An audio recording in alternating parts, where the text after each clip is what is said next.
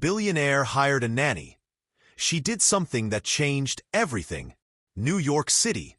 Luxury penthouse morning. The penthouse looked like it had never been touched by a child. Polished marble. Cold white light.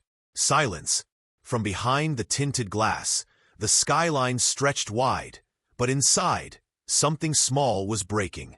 "Fire her," Elliot Marsh said without even looking up from his espresso. "She talks too much. I want results, not resistance." Across the table, the young therapist's hand trembled as she placed her ID card on the tray. "Sir, she doesn't need more meds. She needs someone who—" "Thank you," Elliot cut in. "Security will see you out." The room stayed quiet. Too quiet for a home with a 6-year-old. Elliot adjusted his cufflinks like nothing had happened. Replace her with someone quieter. Friendly face. Low expectations. No one argued. In the corner, a woman in plain black slacks stood with her hands behind her back. She'd been there the whole time, invisible. Just the new nanny. No one knew her name yet. She didn't flinch, didn't speak, just watched. One blink slower than the others. Her name was Maya, but no one asked. As the therapist walked out, a small white magnetic sketchboard fell from her tote bag. It clattered and skidded across the tile. Nobody picked it up, except Maya. She knelt quietly, dusted it off, and tucked it under her arm like it mattered. The housekeeper, Anna, watched from the hall. She lowered the vacuum wand and muttered, "Another one bites the dust." Maya glanced up. Just a flick of the eyes. No words, but she'd heard everything. In the service hallway, whispers bloomed like mold on old paint. "She lasted 2 weeks," murmured the driver, sipping burnt coffee. "That's longer than the last one," replied the private chef, not looking up from his phone. "She told him the meds were too strong." "That's always the last straw," someone else added. They weren't mocking, just numb. It was routine now. Elliot Marsh chewed through experts like they were stale mints. Maya stood near the elevator, silent, not part of the gossip ring. But she was listening. "She's a cute kid, though. That little girl. What's her name again?" "Lena," Anna said softly, stepping into the circle. "Quiet one. Doesn't speak much. Sometimes just stares out the window." Someone scoffed. "Yeah, like her dad. But colder." No one laughed. Later that day, while Lena sat curled up on the wide window bench, Maya approached with slow, soft steps. She didn't speak, just sat nearby, leaving space. She placed the little magnetic sketchboard between them. No pressure, no demands, just a presence. Lena peeked sideways. Her fingers hovered, then touched the board. She dragged the stylus across. One straight line, then another. Then she wiped it clean. Maya smiled gently but didn't say a word. She reached into her pocket and pulled out a small sticker. A cartoon neuron with sparkles. She placed it on the corner of the board. Just a symbol. Lena stared at it. Then, without breaking eye contact, she slid the board closer to Maya's side. An unspoken question. That night, Elliot passed by the hallway, holding a glass of whiskey. He paused when he saw them. Lena sitting cross-legged, drawing patterns. Maya beside her, patient and still, like she belonged to the shadows. He scoffed. "You really think that scribbling is going to fix her?" Maya looked up, not defiant, not angry, just present. She didn't answer, just gently turned the board toward him. A spiral of connected dots, each one carefully placed. Elliot blinked, then chuckled coldly. "Cute, but she's broken. You'll see." And he walked away. Anna stood a few steps behind the hallway wall, watching.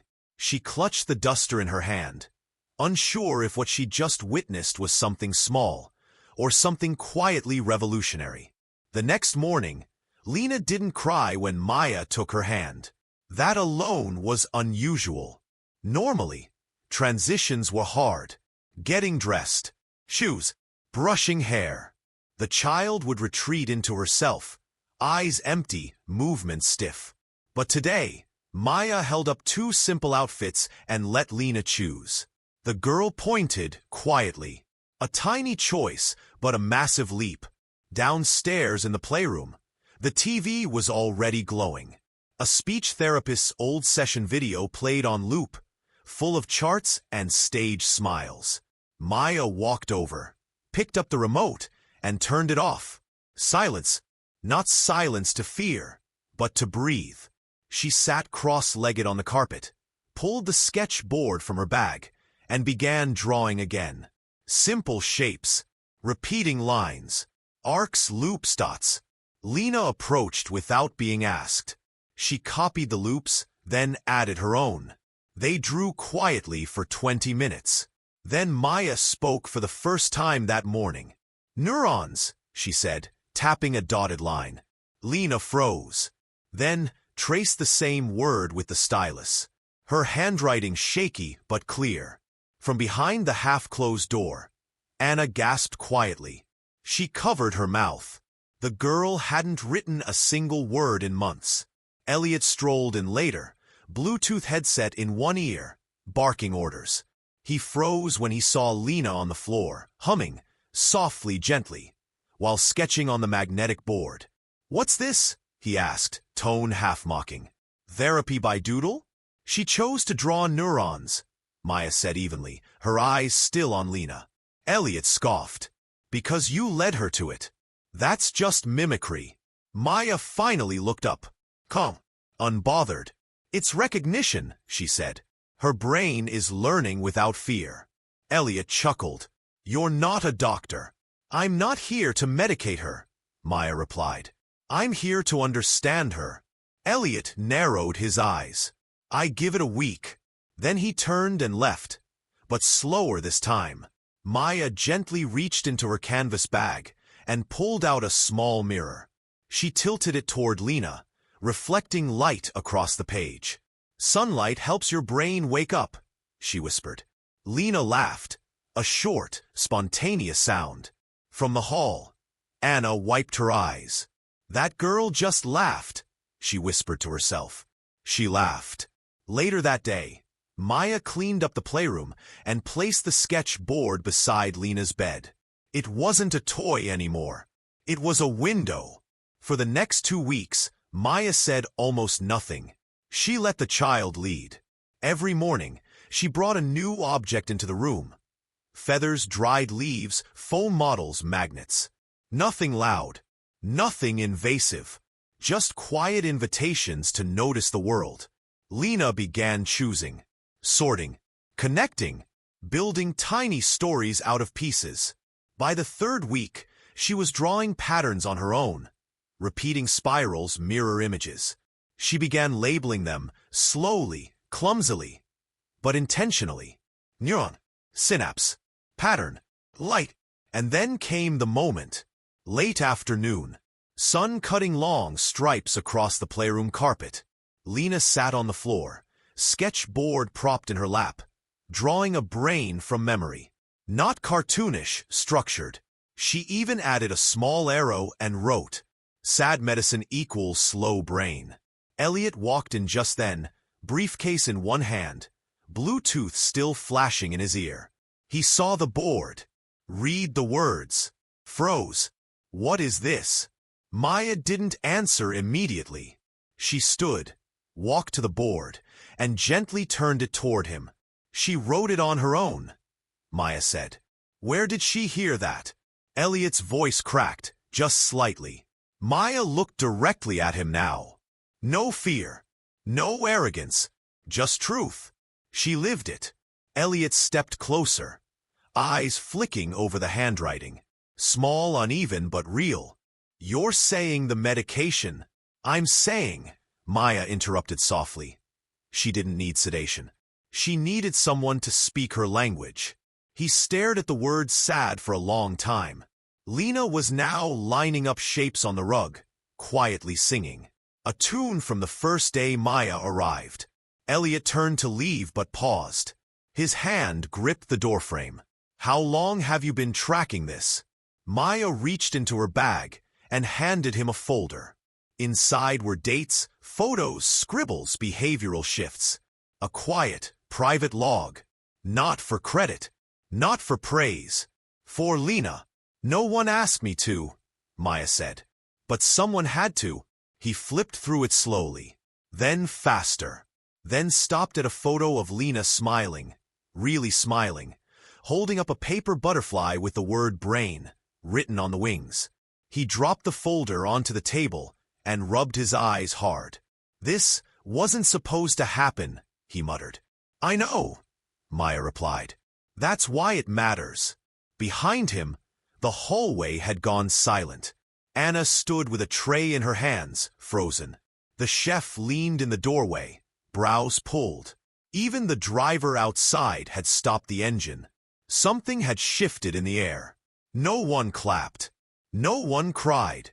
But for the first time in that house, people saw Lena, not the diagnosis. And they saw Maya, not the job title. The sketchboard lay between them, blank again, waiting for what came next. 3 days later, Elliot stood at the head of a long oak conference table inside Marsh Technologies HQ. On the wall behind him, a slick marketing banner read, "Building the future, one mind at a time." But Elliot wasn't speaking. He was staring at a screen. A live feed showed Lena sitting cross-legged at home, on her magnetic sketchboard, drawing neurons, speaking softly, describing what Maya had taught her. "She draws circuits now," said a woman from R&D. At 6 years old, another VP leaned forward. "I thought she was nonverbal." "She was," Anna's voice came from the side of the room. "Until Maya." All eyes turned. Anna, holding a small binder, stepped forward. Her hands trembled, but her voice didn't. She didn't come to be noticed. She came to help Lena, while the rest of us walked around her like she didn't exist. She placed the binder on the table. It contained drawings, journal pages, recorded milestones. Proof. One man at the table flipped through it, stunned. "There's more research in here than we've produced in a year." Elliot cleared his throat. "This wasn't official." "We can't." "But it's real," interrupted Dr. Simmons, the company's ethics officer. "That's what matters." Silence fell. Finally, the board chair, a sharp-eyed woman named Claire Monroe, leaned forward. "Mr. Marsh, you once told this board your daughter was beyond help. That only medication could manage her condition." Elliot's lips tightened. He said nothing. Claire tapped the binder. Turns out what she needed was safety, time, and someone who listened. Then she looked toward Maya, standing near the back wall, half in shadow. "Miss Maya," she said. Claire nodded. "You're not a therapist, correct?" "No," Maya said calmly. "I'm just someone who refused to ignore what a child was trying to say." A long silence. Then Claire closed the binder and turned to Elliot. "We've decided to recommend a new child development initiative," she said. "Non-pharmacological, led by someone who actually sees the children." Elliot's voice cracked. "Are you suggesting?" "I'm not suggesting," Claire cut in. "I'm approving. Maya will consult directly with us. You, on the other hand, may want to reflect." Elliot tried to recover. "We can negotiate. Offer a title. A salary." Maya's reply was soft but firm. "You've already given me what I wanted." "What's that?" She looked at the screen. Lena now giggling as she traced patterns on the board. Proof that truth still matters more than power. And that was the moment. The room didn't erupt in applause. It didn't need to. But every person in that boardroom leaned back, changed. 6 months later, the penthouse didn't feel cold anymore. The furniture hadn't changed. The walls were still glass and steel. But the energy was different. Books lined the windowsills now. Art taped to the fridge. A cardboard model of a brain made from recycled cereal boxes sat proudly on the kitchen island. In the center of the living room, Lena stood on a small stool beside a woman from the local news channel. She wore a bright yellow dress and held her magnetic sketch board up to the camera. "This is my brain," she said shyly. "It used to feel stuck, but now it feels like a butterfly." On her board, she had drawn two overlapping shapes, a tangled knot, and beside it, open wings. The news anchor blinked back tears. "Who helped you unstick your brain, sweetheart?" Lena turned to Maya, sitting just off camera, notebook in hand. The segment went viral. By the end of the week, #ButterflyBrain was trending worldwide. Requests poured in from parents, educators, even pediatric hospitals. Marsh Technologies quietly launched the Lena Initiative, a program focused on alternative learning and non-medicated autism support. Maya was listed as the founding contributor. She never appeared in promotional material, never gave interviews, but every child enrolled got a welcome packet with a miniature sketchboard inside. At the bottom, a note in simple type: "You are not broken. You are becoming." On the first day of the program's launch, Anna stood by the reception desk of the new center, clutching a laminated flyer with Lena's photo. "I never thought I'd see a kid like her change the world," she whispered.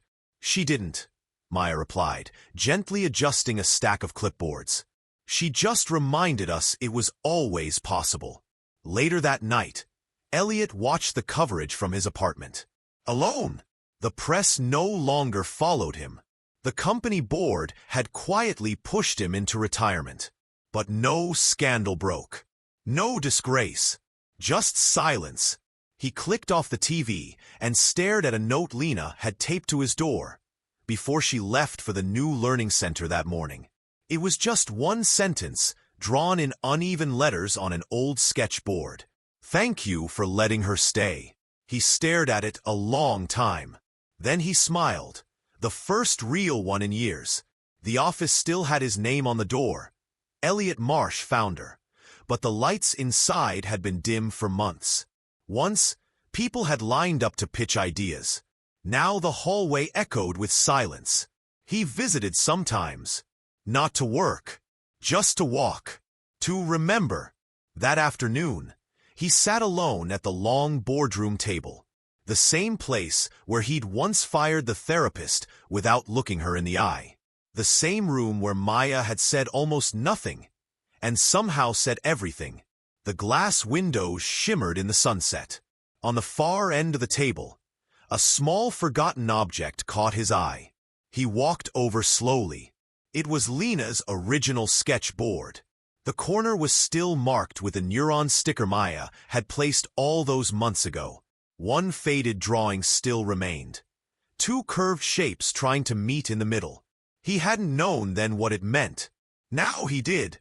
He sat down, board in his lap, hands trembling. In the silence, his thoughts weren't business forecasts or market shares. They were of a girl laughing on the floor, a woman who never raised her voice, a truth that had been whispering all along, and he hadn't listened. He ran his finger over the sticker, now peeling slightly at the edge. "She was never broken," he whispered. "I was." Outside, through the glass, he could see a playground 2 blocks away. Lena was on the swing. Maya stood nearby, notebook in hand. They didn't see him, but he watched them, like a man watching the life he could have had, if he had only listened sooner. Some stories don't end in applause. They end in change. Maya never asked to be seen. She didn't fight with speeches or demand credit. She didn't post videos or chase praise. She just saw a child for who she was, not what the system labeled her to be. And because she listened, a little girl found her voice. Because she waited, a broken system was challenged. Because she stayed, a family was rebuilt. One erased board at a time. Brain, the magnetic sketchboard, once a toy tossed aside by adults who'd given up, became a symbol of new beginnings. Not just for Lena, but for thousands of children who needed something more than silence and less than sedation. Across the country, schools began adopting visual learning therapies. The Lena method was quietly reshaping early intervention models. And somewhere in a quiet corner of the city, Maya still carried her worn-out sketchboard. Not to teach facts, but to help someone feel seen. Because in the end, true greatness isn't loud. It's patient. And justice doesn't always come in a courtroom. Sometimes it arrives in a whisper and changes everything. Headphone: if Maya's quiet strength moved you. Speech balloon: ask yourself, would you have seen her too? Or would you have walked past? Movie camera: follow for more true victories, where the overlooked change the world one unseen moment at a time.